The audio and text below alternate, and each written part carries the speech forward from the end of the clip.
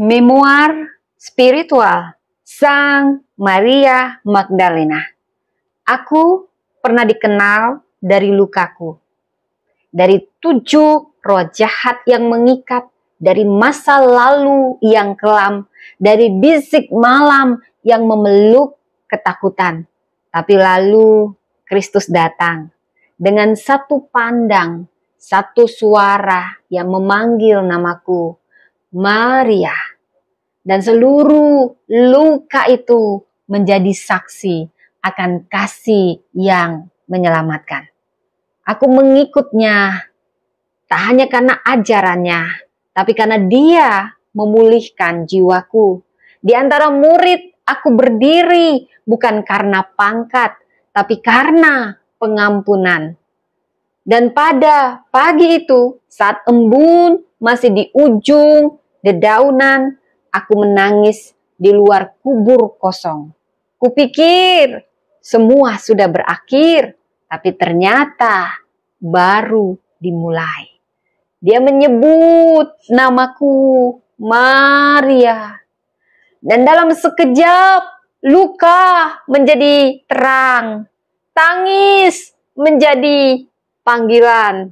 Aku diutus, perempuan pertama, pembawa kabar kebangkitannya. Dari debu penderitaan, aku bangkit sebagai saksi ilahi. Saudara, bila kita membaca dari Yohanes 20 ayat 1-18, Maria Magdalena hidup di tengah budaya Yahudi patriarkal di abad pertama, di mana kesaksian perempuan kurang dihargai secara hukum, tetapi Kristus berulang kali mempercayakan tugas penting kepada perempuan, termasuk Maria Magdalena, sebagai saksi pertama kebangkitan. Bila kita eksegesis Yohanes 20 ayat 1-8, di ayat 1-2, bagaimana Maria dengan kerinduannya yang besar, pagi-pagi benar masih buta, masih gelap, karena cintanya yang begitu besar dan kesetiaannya dalam duka, dia pergi ke kubur Kristus. Dari ayat 3-10 kita tahu Petrus dan Yohanes hanya sebentar melihat kubur, setelah dilihat kubur kosong dan tidak mengerti, mereka pergi. Saudara, tapi Maria Magdalena, bila kita melihat dari 11-13, dia tetap berada di kubur itu. Dia mencurahkan isi hatinya dengan tangisnya. Ekspresi kehilangannya begitu mengasihi Kristus sepenuh hati. Saudara, Yesus menyentuh. Dia tahu orang-orang yang terluka, termasuk karena cintanya yang begitu besar. Saudara, dari ayat 14-16, Yesus menampakkan diri. Perjumpaan pribadi, pengenalan melalui pemanggilan pribadi. Saudara, dari ayat 17, Maria yang telah dipulihkan, siap diutus perintah untuk tidak memegangnya, mengajarkan untuk fokus pada misi, bukan nostalgia. Dan ayat 18 kita lihat bagaimana Maria penuh dengan sukacita, penuh dengan Roh Kudus pergi berapi-api bersaksi. Dia perempuan pertama pembawa Injil Paskah. Dari sini kita tahu Yesus mengenal setiap kita secara pribadi, bahkan dalam kedukaan kita yang paling dalam. Dan pewahyuan Allah sering hadir dalam air mata yang tulus. Perempuan mendapat tempat penting dalam narasi Injil, bukan hanya pengikut, tapi utusan. Kisah Maria Magdalena, bagaimana dia begitu mengasihi Kristus karena dia dibebaskan dari 7 roh jahat, Lukas 8 ayat 2. Dan bagaimana Yesus menampakkan diri kepada Maria sebagai penghargaan akan kesetiaannya, Markus 16 ayat 9. Dan Maria Magdalena seakan-akan menggenapi yang dinubuatkan di Mazmur 30 ayat 6. Dan saya berdoa itu juga terjadi pada kita semua. Engkau mengubah tangisku menjadi tari-tarian. Katakan saudara, Tuhan mengubah tangisku menjadi tari-tarian. Saudara, dari sini kita belajar 7 teladan Maria. Setialah, sekalipun senyap semua pergi. Yohanes 19 ayat 25. Kesetiaan itu penting meski beresiko, meski dalam bahaya. Dalam pelayanan yang sunyi sekalipun, tetaplah setia. Yang kedua, miliki cinta tanpa syarat seperti Maria Magdalena kepada Kristus. Bahkan saat Kristus sudah mati, awalnya dia hanya mencari jasad, tapi di sini terbukti cintanya yang begitu besar. Sekalipun jasad, aku ingin menghormati jasad itu. Cintanya melampaui logika, dan Tuhan senang. Tidak ada cintamu yang sia-sia di hadapan Tuhan. Kasih kepada Tuhan yang tak tergantung pada hasil Tuhan. Aku mau tolong atau tidak, keadaanku berubah atau tidak, aku mau katakan aku cinta engkau, aku mau setia pada engkau, aku cinta engkau. Bukan karena keadaan berubah, tapi karena aku tahu kau baik dengan caramu yang ajaib. Dari sini kita juga belajar bagaimana menghadapi duka dengan ketulusan. Yohanes 20:11. Menangis itu bagian dari penyembuhan rohani. Tuhan tidak menyuruh kita sok kuat, saudara, menangislah, tapi bawa tangisan itu kepada Tuhan agar Dia menyembuhkan, memulihkan, dan Dia dapat mengetahui yang terbaik untuk memulihkan kita secara sempurna.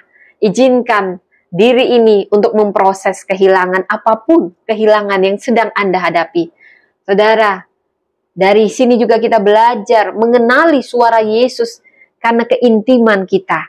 Yohanes 20:16, kita perlu intim setiap hari dengan hubungan pribadi dengan Tuhan. Kepekaan mendengar suara Tuhan. Dan dari sini kita belajar bagaimana, saudara, Tuhan yang ajaib itu akan mengubah trauma menjadi saksi. Yohanes 20:11, bagaimana transformasi batin dari luka kepada panggilan, pengalaman kelam menjadi pelayanan. Dari sini kita belajar, kita semua baik laki-laki dan perempuan adalah pembawa kabar Injil. Tuhan tidak pernah membedakan laki-laki dan perempuan. Disinilah bukti Tuhan menghormati perempuan menjadi saksi yang pertama, penginjil yang pertama. Bahkan bukan perempuan elit atau bangsawan, tapi Tuhan melihat keberadaan hati kita saat ini yang berserah penuh dan mengasihinya. Bukan masa lalu kita, saudara. Bukan bibit bebot yang kita miliki. Cintanya tidak bersyarat, saudara. Tuhan memberdayakan setiap orang, terutama perempuan, sebagai pewarta Injilnya. Terbukti dengan orang-orang perempuan-perempuan yang mengasihi Tuhan, yang dijadikannya saksi yang pertama. Kepemimpinan dalam pelayanan perempuan perlu dikembangkan. Dan dari sini kita juga diajari, jangan terpaku pada masa lalu. Yohanes 20:17. Fokus pada misi, bukan masa lalu. Fokus pada misi, bukan masa lalu. Bergeraklah maju setelah pemulihan. Saudara, karena itu kita juga perlu belajar dari kisah Maria Magdalena. Kadang duka itu bisa membutakan iman kita. Seperti Maria, dia menangis di kubur karena dia belum paham janji kebangkitan. Karena itu kita perlu mewaspadai emosi yang mengaburkan iman. Dan jangan sampai ada keterikatan emosional pada masa lalu. Maria ingin memegang Yesus, tapi Yesus berkata, fokus pada misi. Fokus pada misi. Yohanes 20:17. Jadi, jangan biarkan kenangan nostalgia menghalangi panggilan barumu. Dan yang ketiga, kita belajar, jangan sampai ketakutan kita melumpuhkan. Meskipun tidak disebut secara eksplisit, namun duka dan kehilangan itu sempat membuat Maria Magdalena dan kita semua juga bisa goyah. Saudara, karena itu kita perlu ketakutan harus diubah menjadi dorongan bersaksi. Saudara, saat namamu dipanggil, itu artinya kebangkitan dimulai. Air matamu akan menjadi misi. Seperti Maria Magdalena, air mata di kubur kosong. Dari luka menjadi amanat. Yohanes 20:11-18.